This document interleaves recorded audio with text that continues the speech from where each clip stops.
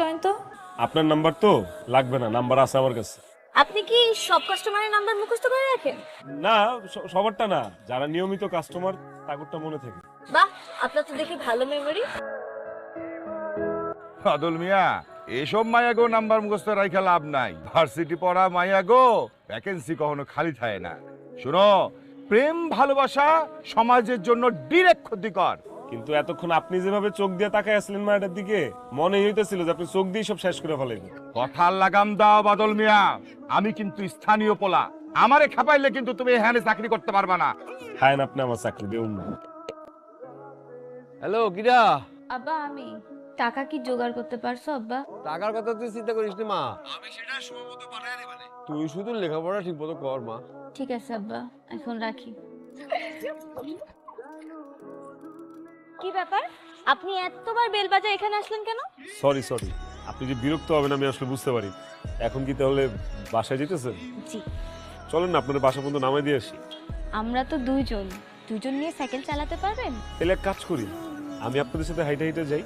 ঠিক আছে, চলেন। হ্যালো, কে বলতেছেন? আমি খলিল মোল্লা। আমার মায়ে এই নাম্বারটা দিয়েছে, এই নাম্বারে আমি টাকা পাঠাইছি। টাকা কি পাইছেন? আসসালামু আলাইকুম আঙ্কেল, আপনি টাকা পাঠায় দেন, আমি ওরে পৌঁছে দিতেছি টাকা। আমি তো টাকা পাঠাই দিছি। এই নাম্বারে তো কোনো টাকা আসে নাই। কি করছেন?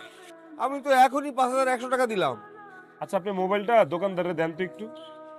হ্যালো ভাই, যে নাম্বারে টাকা পাঠাইছেন ওই নাম্বারটা একটু কম তো।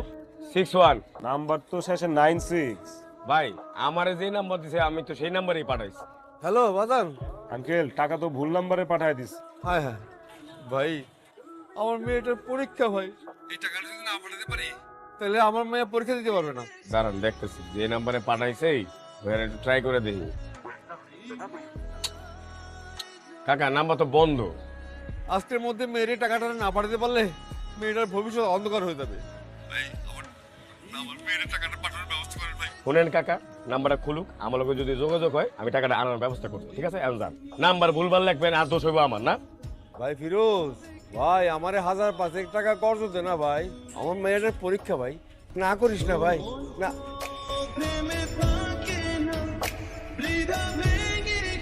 বাদল ভাই, আমার টাকা আসছে। আসছে তো, এলো গুনে নেন। গোনা লাগবে না। টাকা পয়সা সব সময় গুইনা লইবেন, গুইনা দিবেন। ঠিক আছে। আরেকবার একটু গুইনা নেন না, যদি ভুল হয়। আরে সমস্যা নাই, বেশি হলে দিয়ে যাব আর কম হলে নিয়ে যাব। কি বাদল মিয়া,